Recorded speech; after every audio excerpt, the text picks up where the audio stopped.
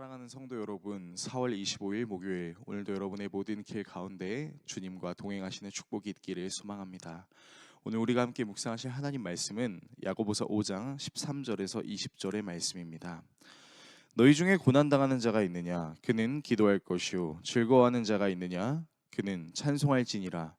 너희 중에 병든 자가 있느냐? 그는 교회의 장로들을 청할 것이요. 그들은 주의 이름으로 기름을 바르며 그를 위하여 기도할지니라. 믿음의 기도는 병든 자를 구원하리니 주께서 그를 일으키시리라. 혹시 죄를 범하였을지라도 사하심을 받으리라. 그러므로 너희 죄를 서로 고백하며 병이 낫기를 위하여 서로 기도하라. 의인의 간구는 역사하는 힘이 큼이니라. 엘리야는 우리와 성정이 같은 사람이로되 그가 비가 오지 않기를 간절히 기도한즉 3년 6개월 동안 땅에 비가 오지 아니하고 다시 기도하니 하늘이 비를 주고 땅이 열매를 맺었느니라. 내 형제들아, 너희 중에 미혹되어 진리를 떠난 자를 누가 돌아서게 하면 너희가 알 것은 죄인을 미혹된 길에서 돌아서게 하는 자가 그의 영혼을 사망에서 구원할 것이며 허다한 죄를 덮을 것임이라. 아멘. 제가 어렸을 적 몸이 아프거나 간절한 소원의 기도의 제목이 있는 것을 어머니께 알려드렸을 때 어머니는 종종 이렇게 말씀하셨습니다.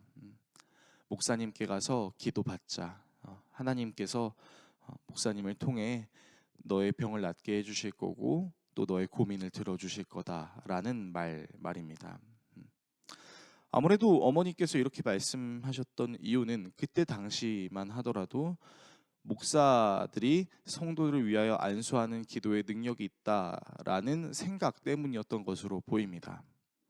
그렇다면 정말로 목사의 안수의 기도에는 능력이 있을까요?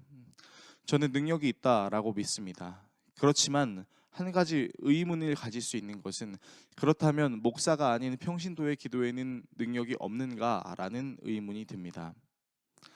저는 하나님께 드리는 기도는 목회자든 목회자가 아닌 모든 사람이든 모두 능력이 있다라고 생각합니다. 목회자의 기도에도 평신도의 기도에도 하나님은 똑같이 임하시기 때문입니다. 그렇다면 무엇이 목회자의 기도에 능력이 있다라는 어떤 문장을 생각나게 만드는 것일까요? 그 이유는 바로 오늘 우리가 묵상했던 14절의 말씀 때문인 것으로 보입니다. 14절의 말씀을 읽겠습니다. 너희 중에 병든 자가 있느냐? 그는 교회의 장로들을 청할 것이요. 그들은 주의 이름으로 기름을 바르며 그를 위하여 기도할지니라. 야고보는 병든 자가 있을 때 교회의 장로를 청하여 그들이 주의 이름으로 기름을 바르며 그를 위하여 기도하고 믿음의 기도는 병든 자를 구원하게 만든다라고 이야기했습니다.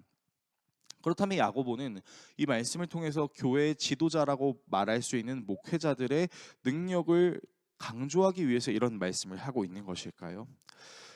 만약에 그런 말씀을 하고 있는 것이라면 17절의 말씀과 같이 엘리야를 굳이 언급하지는 않았을 것입니다. 왜냐하면 야고보는 엘리야가 우리와 성정이 같은 사람이다라고 이야기하고 있기 때문입니다.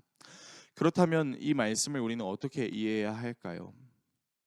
당시 기름이라는 것은 성령의 임재를 상징했습니다. 즉 성령님이 임하셔서 우리의 기도를 들어주시고 그 기도를 들어주심을 통하여 문제가 해결되는 것들이 나타날 수 있다라는 것을 이야기하고 있는 것입니다. 그렇다면 장로를 청하여 기도해라 라는 말을 어떻게 이해해야 할까요? 이 말은 장로들에게 어떤 기도의 능력이 있다라는 것을 강조하기 위함이 아니라 문제가 생겼을 때 함께 기도할 수 있는 사람, 즉 교회로서 모두가 힘을 모아서 함께 기도해야 할 것을 권면하고 있다라는 것입니다.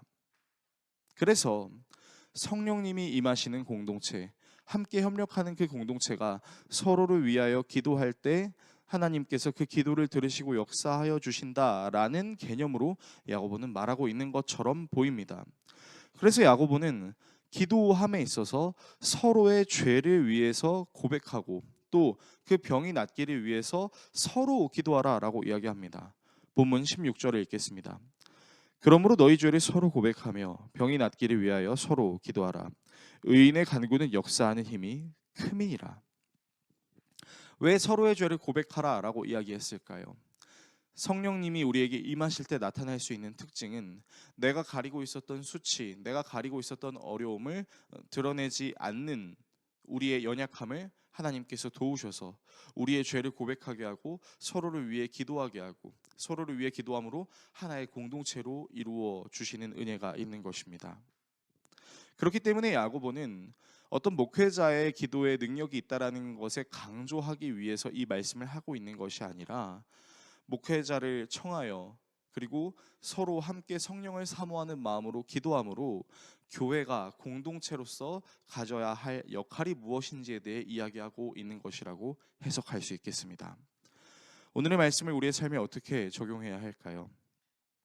교회는 어떤 능력이 있는 목회자와 능력이 없는 성도들이 서로 연합하는 공동체가 아니라 모두 성정이 같은 사람이 함께 모여 서로를 위하여 기도하되 그것이 어떤 자신의 능력치로 하는 기도가 아니라 주의 성령으로 인하여 서로를 사랑하는 마음으로 할 수 있는 기도입니다.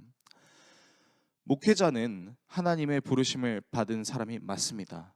그리고 목회자뿐만 아니라 성도 역시 하나님의 부르심을 받은 사람입니다. 단지 하나님께서 맡겨주신 역할이 다를 뿐 우리는 모두 하나님 앞에서 평등하며 서로를 위해 기도해야 할 의무가 있습니다. 이 기도해야 할 의무를 단순히 우리의 생각만으로 실천하는 것이 아니라 주의 성령의 임재하심과 함께 기도하며 나아갈 때 우리는 서로의 죄를 위해서 기도할 수 있고 서로가 더 잘 되기를 간절히 원하는 마음으로 함께 연합할 수 있는 것입니다. 저와 여러분이 교회로 부름을 받았다는 것을 인지하여 서로를 위해 기도하며 성령의 임재하심으로 말미암아 서로를 진심으로 사랑할 수 있는 귀한 공동체를 이룰 수 있기를 예수 그리스도의 이름으로 축원합니다. 기도하겠습니다. 우리를 사랑하시는